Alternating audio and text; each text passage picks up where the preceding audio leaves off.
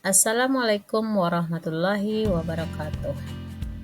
Perkenalkan, saya Tensis Warni, calon guru penggerak Angkatan 8 dari SDN 09 PPA Kota Solo, Sumatera Barat. Fasilitator saya Ibu Bayu Agustina, pengajar praktik adalah Ibu Gus Fitri.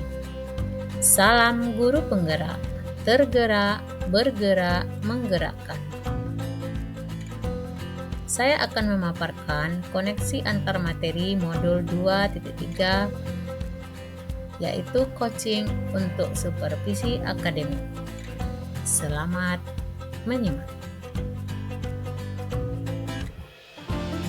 Tujuan pembelajaran khusus.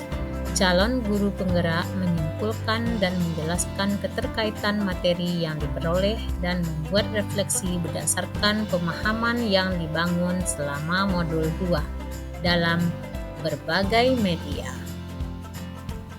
Refleksi materi. Coaching, sebuah proses kolaborasi yang berfokus pada solusi, berorientasi pada hasil dan sistematis, di mana coach memfasilitasi peningkatan atas performa kerja, pengamalan hidup, pembelajaran diri, dan pertumbuhan pribadi dari coachee. Grant tahun 1999. Coaching lebih kepada membantu seseorang untuk belajar daripada mengajarinya. Paradigma berpikir coaching. 1. Fokus pada coachee atau rekan yang akan dikembangkan. 2. Bersikap terbuka dan ingin tahu. Yang ketiga, memiliki kesadaran diri yang kuat. Yang keempat, mampu melihat peluang baru dan masa depan. Prinsip coaching. 1. Kemitraan.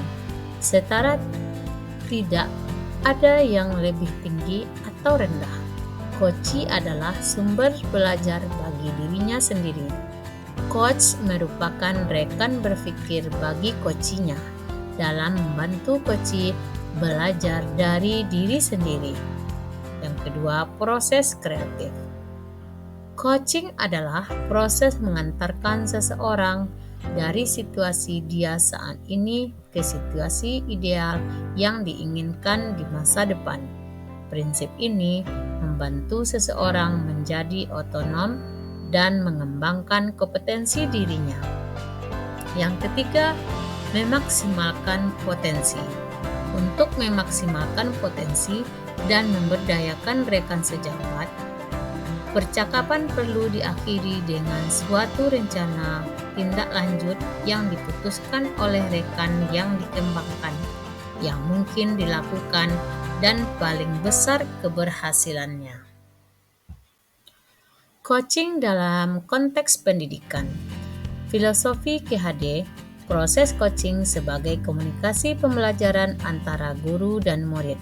Murid diberikan ruang kebebasan untuk menemukan kekuatan dirinya dan peran pendidik sebagai pamong dalam memberikan tuntunan dan memberdaya kompetensi yang ada agar murid tidak kehilangan arah dan menentukan kekuatan dirinya tanpa membahayakan dirinya. Kemudian sistem among. Ing ngarso sung tulodo, ing madio mangun karso. Tut Wuri Handayani menjadi semangat yang menguatkan keterampilan komunikasi guru dan murid dengan menggunakan pendekatan coaching. Tut Wuri Handayani menjadi kekuatan dalam pendekatan proses coaching dengan memberdayakan Andayani atau Handayani semua kekuatan diri pada murid. Kompetensi inti coaching. Kehadiran penuh atau presensi.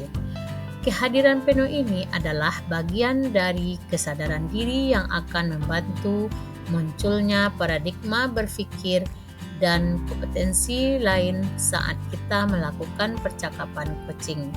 Menghadirkan diri sepenuhnya sangat penting agar kita bisa selalu fokus untuk bersikap terbuka, sabar, ingin tahu lebih banyak tentang Koci. Yang kedua, mendengarkan aktif. Seorang coach yang baik akan mendengarkan lebih banyak dan lebih sedikit bicara. Dalam percakapan coaching, fokus pusat komunikasi adalah pada diri coach, yakni mitra bicara. Seorang coach harus dapat menyampingkan agenda pribadi atau apa yang ada di pikirannya, termasuk penilaian terhadap coach. Kemudian mengajukan pertanyaan berbobot. Pertanyaan yang diajukan seseorang coach diharapkan mengunggah orang untuk berpikir dan dapat menstimulasikan pemikiran coach, memunculkan hal-hal yang mungkin belum terpikirkan sebelumnya, mengungkapkan emosi atau nilai dalam diri dan yang dapat mendorong coach untuk membuat sebuah aksi bagi pengembangan diri dan kompetensinya. Percakapan berbasis coaching dengan alur Tirta. T. Coach perlu mengetahui apa tujuan yang hendak dicapai dari sesi coaching ini. I. Proses menggali semua hal yang terjadi pada coach. R. Coach membantu coach dalam memilah dan memilih hasil pemikiran selama sesi yang nantinya akan dijadikan sebuah rancangan aksi. T adalah komitmen coach dalam membuat sebuah rencana aksi dan menjalankannya. Supervisi akademik dengan paradigma berpikir coaching.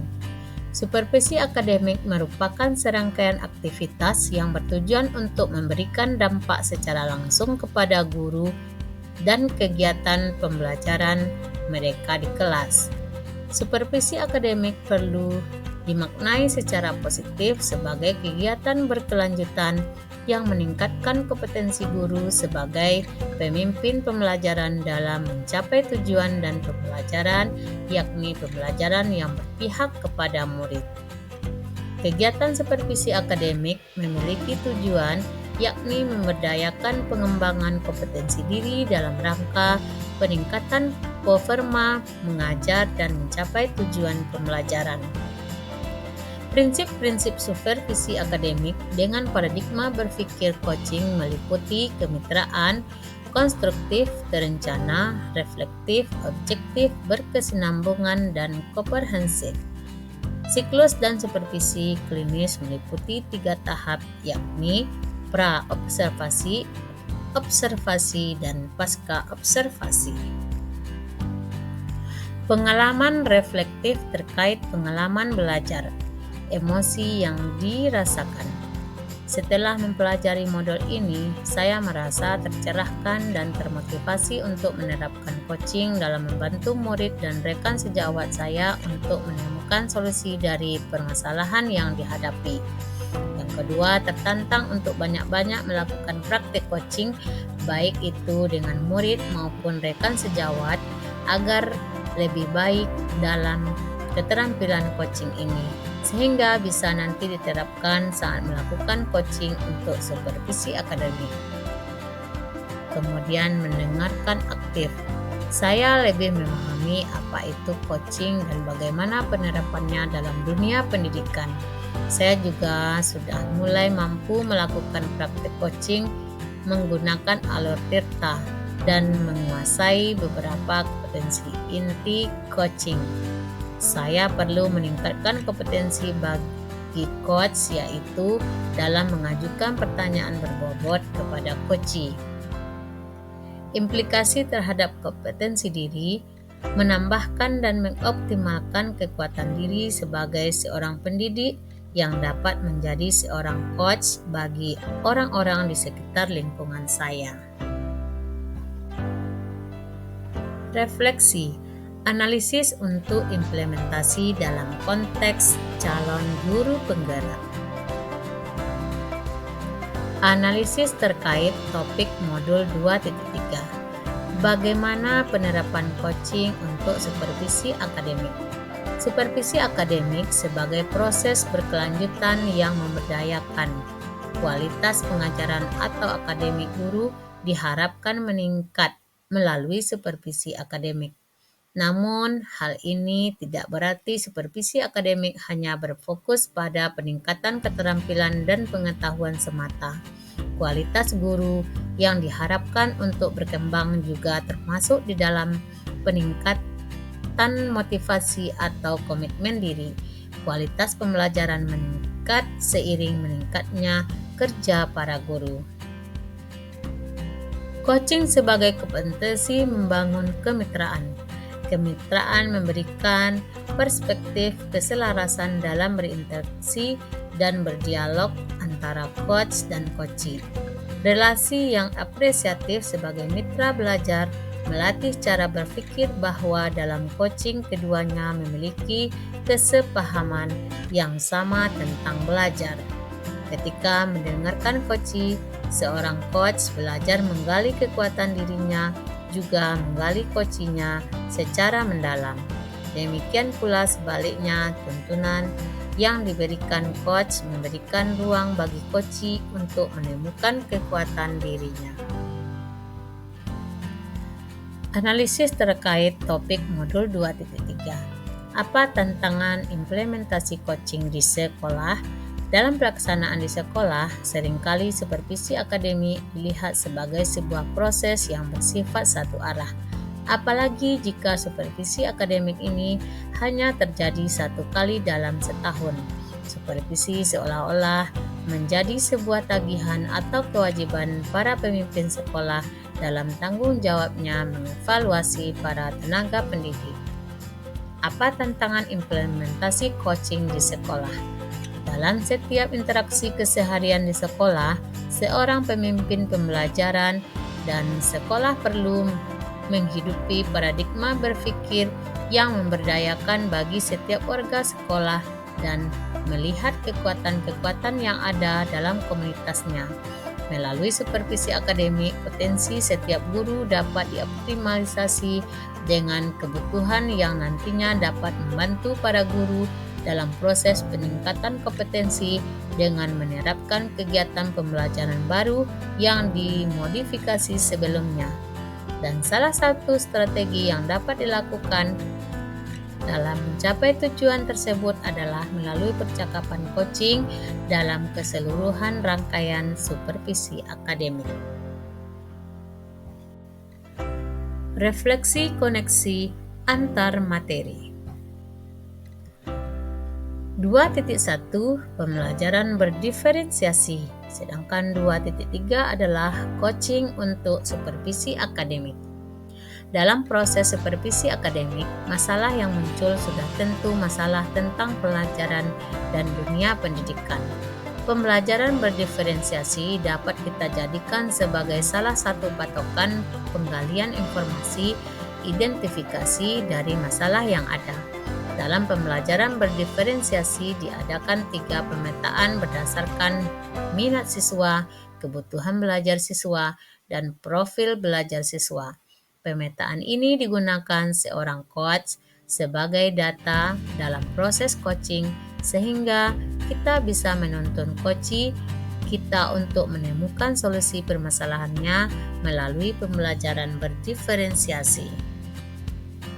Modul 2.2 Pembelajaran sosial dan emosional, sedangkan 2.3 Coaching untuk supervisi akademik. Dalam proses supervisi akademik, sangat diperlukan penerapan kompetensi sosial emosional, yakni kesadaran diri, manajemen diri, kesadaran sosial, keterampilan berelasi, dan pengambilan keputusan yang bertanggung jawab, baik bagi coach maupun coachee. Coach perlu memahami dan menumbuhkan kompetensi sosial dan emosional agar mampu mengendalikan dirinya dan menuntun coachee untuk menemukan solusi atas masalah yang dihadapinya. Kompetensi sosial dan emosional digunakan seorang pendidik sebagai coach dalam proses coaching kepada coachee agar menimbulkan rasa empati dan rasa sosialisasi serta mengambil keputusan yang tepat. peran sebagai seorang coach di sekolah dan keterkaitannya dengan materi sebelumnya di paket modul 2, yaitu pembelajaran yang berdiferensiasi dan pembelajaran sosial dan emosional. Di dalam kompetensi coaching yang menggunakan model Theta sebagai alur dalam percakapan coaching, mewajibkan kita sebagai coach untuk dapat melakukan kehadiran penuh mindfulness, salah satunya dengan kegiatan stop dan mendengarkan aktif yang telah kita pelajari di modul 2.2. Pembelajaran sosial dan emosional. Salah satu prinsip coaching adalah memaksimalkan potensi dan memberdayakan rekan sejawat. Percakapan perlu diakhiri dengan suatu rencana tindak lanjut yang diputuskan oleh rekan yang dikembangkan coachee, serta paling besar kemungkinan berhasilnya. Mengingat kompetensi yang dimiliki coaching berbeda-beda, maka keterampilan sosial dan emosional ini sangat diperlukan untuk memaksimalkan potensi coachee. Terima kasih telah menonton video saya. Semoga bermanfaat. Salam guru penggerak, tergerak, bergerak, menggerakkan. Guru bergerak Indonesia maju. Assalamualaikum warahmatullahi wabarakatuh.